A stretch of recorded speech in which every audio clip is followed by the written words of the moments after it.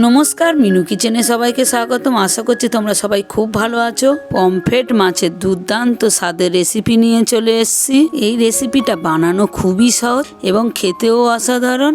Pomfret মাছটা ভালো করে কেটে ধুয়ে নিয়ে পরিমাণ মতো নুন হলুদ দিয়ে মাখিয়ে নিচ্ছি। এই মাছটার মধ্যে কোনো রকম আঁশও নেই এবং কাটারও খুব একটা ঝামেলা নেই। প্লিজ রেসিপিটা তোমরা সম্পূর্ণ দেখো, তোমাদের অনেক ভালো লাগবে। একটা টমেটো ঘষে নিচ্ছি, 4টে ছোট সাইজের পেঁয়াজ কুচিয়ে নিলাম।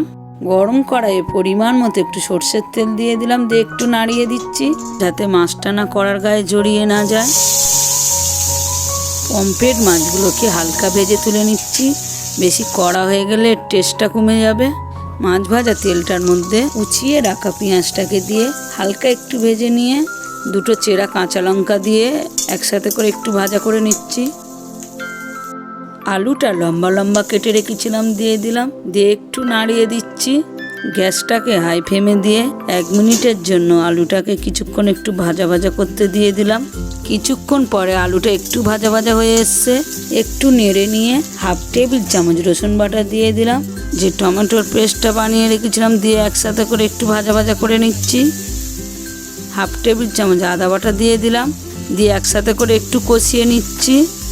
মশলাটা যাতে না পুড়ে যায় গ্যাসটাকে লো ফ্লেমে রাখতে হবে। এই সময় 1/2 টেবিল চামচ নুন দিয়ে দিলাম, 1/2 টেবিল চামচ ধনে গুঁড়ো, 1/2 টেবিল চামচ হলুদ গুঁড়ো, 1/2 টেবিল চামচ জিরের গুঁড়ো, 1/2 টেবিল চামচ লঙ্কা গুঁড়ো দিয়ে একসাথে করে একটু কষিয়ে নিচ্ছি।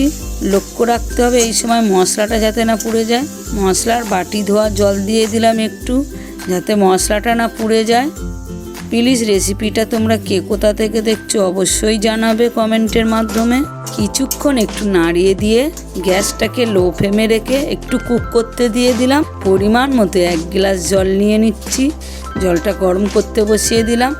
মাঝের মধ্যে লক্ষ্য রাখতে হবে মশলাটা যাতে না পুড়ে যায়, কারণ এই রেসিপির মশলাটা পুড়ে গেলে স্বাদটা কমে যাবে। অল্প একটু ধনেপাতা কুচিয়ে নিচ্ছি গার্নিশের জন্য। মশলাটাকে ভালো করে কষিয়ে নিয়ে কিছুক্ষণ পরে জলটা ফুটে গেছে দিয়ে দিলাম। গরম জলটা এই রেসিপির স্বাদটা অনেকটাই বাড়িয়ে দেবে। কিছুক্ষণ পরে ঝোলটা একটু ফুটতে শুরু করেছে। ভেজে রাখা পমফ্রেট মাছগুলো দিয়ে দিলাম। মাছগুলো একটু ঝোলের মধ্যে ভালো মতো ডুবিয়ে দিচ্ছি যাতে সমস্ত মশলাটা ভালো মতো মিশে যায় মাছের মধ্যে। 15 মিনিটের জন্য গ্যাসটাকে লো ফ্লেমে রেখে এইভাবে কুক করে নিলেই পমফ্রেট মাছের রেসিপিটা সম্পূর্ণ তৈরি হয়ে যাবে। গরম তরকারিটার ওপরে গার্নিশে ধনেপাতা কুচি দিয়ে দিলেই গরম ভাতে পরিবেশন করলে একদম অসাধারণ লাগবে।